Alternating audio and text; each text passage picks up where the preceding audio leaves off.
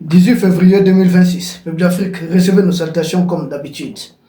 Les groupes armés terreux qui sont des mercenaires au service de certaines puissances impérialistes, sont en train de se propager un peu partout en Afrique de l'Ouest.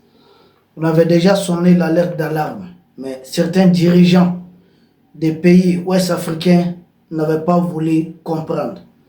Ils ont préféré faire confiance à ces mêmes puissances impérialistes portées ici par Emmanuel Macron.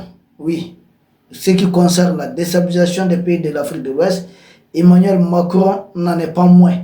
C'est l'un des hommes clés dans ce sens. Parce que l'exemple le plus frappant que nous pouvons prendre, c'est l'exemple du Bénin. Regardez aujourd'hui ce qui se passe au Bénin. Il y a même un fameux émir du Génime qui a été nommé. Oh oui, un émir du Génime qui a été nommé au Bénin.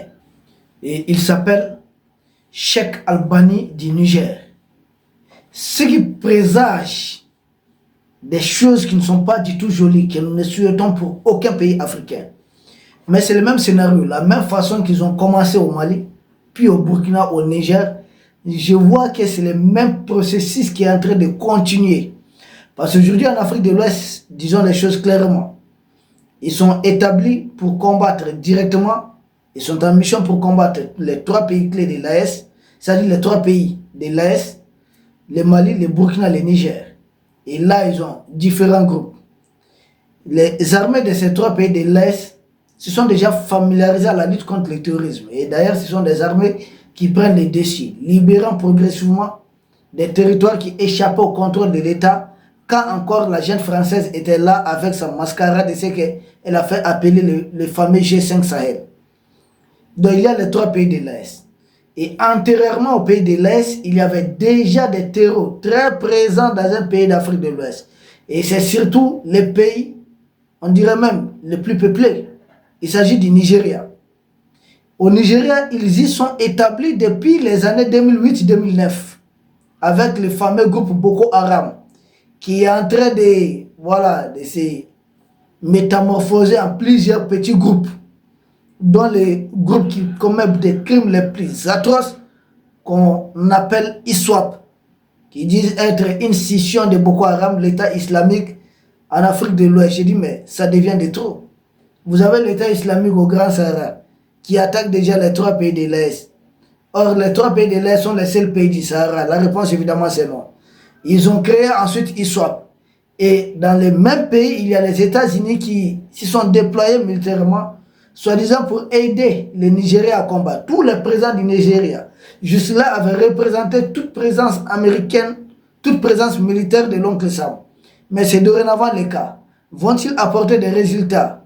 Le temps nous dira ça davantage. Donc, ils sont dans les trois pays de l'AES.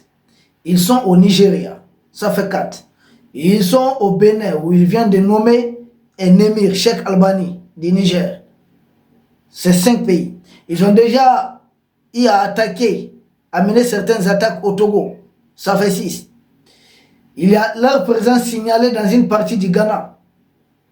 Et ils se retirent quand ils attaquent le Burkina souvent. Ils se retirent carrément du côté de chez M. Alassane Ouattara. Ça fait 7. Et ils ont pour principale base arrière aussi la Mauritanie. Ça fait 8. Et ils viennent de se signaler dans un autre pays d'Afrique de l'Ouest, pour certaines raisons qu'on va essayer de taire le nom. Donc, comprenez que ces théories sont en train de s'établir, ils sont en train de se propager un peu partout en Afrique de l'Ouest. Et pendant ce temps, certains pays continuent de jouer double rôle, tel le cas du Nigeria, qui non seulement est victime des groupes armés terroristes, comme Boko Haram, comme ISWAP, et groupe MENT, et d'autres groupes encore, c'est-à-dire mouvement pour la défense du delta du Niger. Mais en plus de cela, suivant les révélations du général Abdourahmane Tiani, le territoire du Nigeria est aussi utilisé comme base arrière par les mêmes terreaux pour attaquer le Niger. Et d'ailleurs, le général Abdourahmane Tiani l'a dit lors de son allocution. Les 3 groupes mercenaires qui ont attaqué le Niger, il y avait le fameux État islamique, il y avait le Génime et il y avait ISWAP. Or, ISWAP, c'est venu du Nigeria. Donc, ils utilisent aussi les territoires du Nigeria pour attaquer. Et les révélations aussi ont prouvé que beaucoup d'officiels du Nigeria sont au courant et puis sont mouillés dans cette sale affaire. Voici un peu leur présence de façon grosso modo un peu partout en Afrique de l'Ouest. Ils sont en train de s'établir, ils sont en train de se propager. Et surtout en allant vers ce qu'on appelle le golfe de Guinée. Golfe de Guinée, delta du Niger, ça ce sont les pays côtiers de l'Afrique de l'Ouest. Et là c'est très grave, parce que les terreaux, quand ils s'étaient implantés en Somalie, on se souvient de ce qu'on appelle la piraterie. C'est des gens qui montaient même au niveau jusqu'à la haute mer pour prendre certains navires et autres. Les pays côtiers, là, nous sommes en train d'aller, parce que regardez les dernières opérations. Ils ont effectué une opération qui a été contenue, repoussée très rapidement par les forces de défense et de sécurité du Mali. Mais c'était où? Au niveau de la localité de Kalana. Ça, c'est un peu vers la frontière Mali-Guinée. Il n'y a pas si longtemps, ils ont mené une autre opération le long de la frontière Mali-Sénégal parce que c'était entre Dibol et la ville de Caille.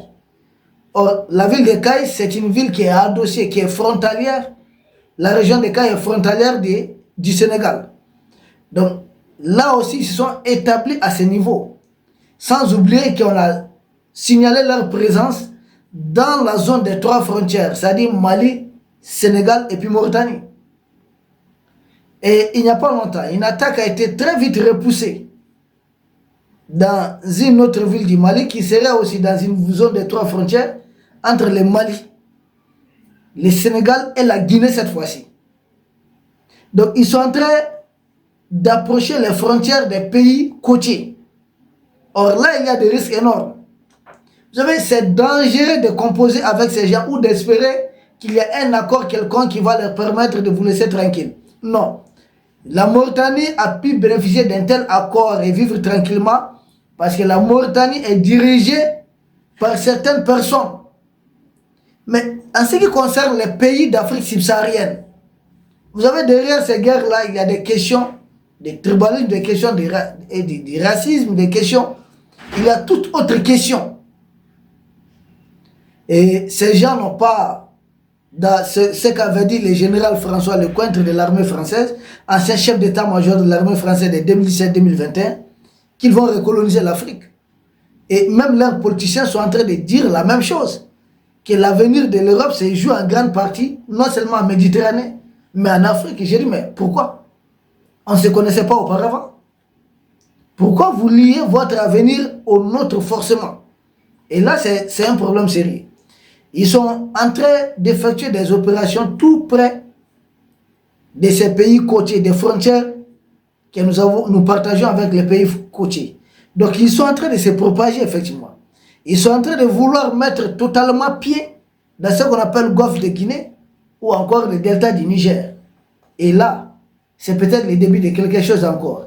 Au Mali, ils avaient procédé comme ça. Ils ont commencé région par région, région par région. Et quand on se rend compte, ils étaient déjà au Burkina. Pourtant, ils ont été des très bons amis de Blaise Compaoré. Ils ont été des très bons amis de certains dirigeants du Niger. Aujourd'hui, ils ont mis pied là-bas.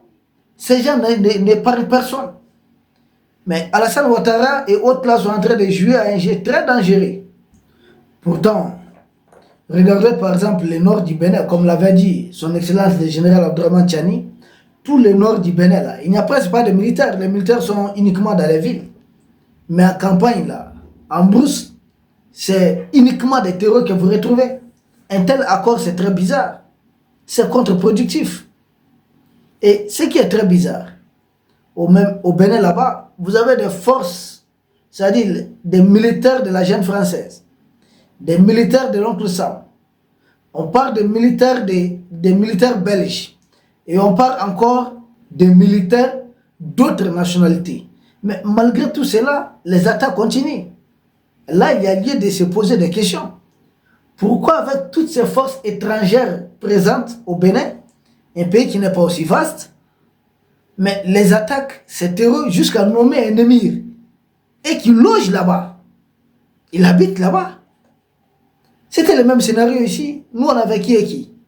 On avait plus de 60 pays ou bien combien de pays dans l'aménagement. On avait Barkhane, armée française, qui disait vraiment combattre les terrors de façon à visage découvert. On avait Takuba, les forces spéciales de l'Union européenne. On avait les forces, ce qu'on appelle l'EITEM, c'est-à-dire les formateurs de l'Union européenne. Et on avait encore d'autres forces. Malgré la présence de toutes ces forces, le terrorisme continuait de gagner du terrain. C'est là qu'on s'est posé des questions. Est-ce qu'il n'est pas mieux de se débarrasser de ces forces étrangères? Et ce n'est pas même les forces étrangères là qui sont en train de créer cette histoire du terrorisme. C'est quoi leur présence? Qu'est-ce que ça apporte de positif pour nous ou de positif pour le groupe terreau? C'est là qu'on a compris que les terreaux gagnent beaucoup plus avec la présence des armées étrangères que nous-mêmes. Donc quand on les a dégagés, on a pris en main notre sécurité. C'est une responsabilité lourde. Oui, ça a porté ses fruits parce qu'on a pu mettre la main sur des villes comme Kidal et autres. On a libéré beaucoup de villes. Maintenant, nous sommes en train de pacifier progressivement le pays et l'espace AES. Donc, et si vous voyez aujourd'hui qu'on parle de l'espace AES et que nous sommes en train de voir des résultats palpables, c'est parce que c'est une coopération sud-sud entre pays africains.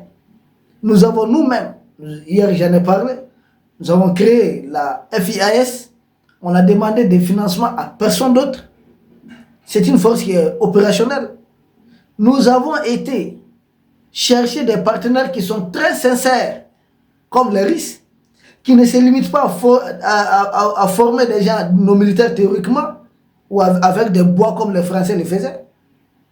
Non, mais qui forment nos militaires même sur le terrain, pratiques, qui nous accompagnent, qui sont prêts aussi à être des martyrs avec nous. Et nous avons des renseignements de très bonne qualité. Donc il faut croire à ça. Et non pas à un partenariat imposé de force.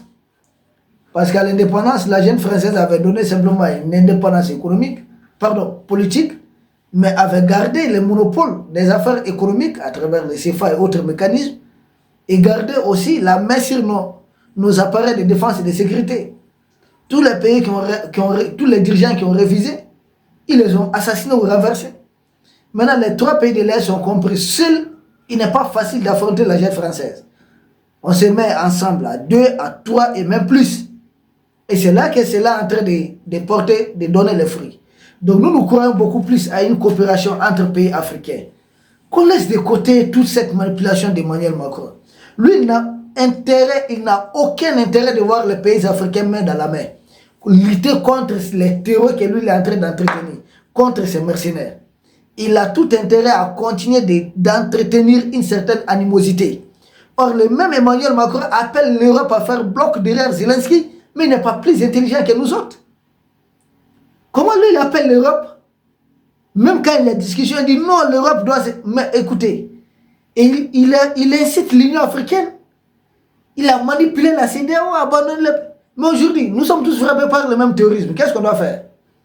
Doit-on continuer à nous chamailler, à nous gronder, à nous quereller? Au même moment, ils vont continuer d'entretenir les terrors, les mercenaires. L'Est a une forte expérience dans la lutte contre le terrorisme. Et ça peut aider beaucoup d'autres pays africains. Beaucoup. Dans les opérations tactiques et même dans les renseignements.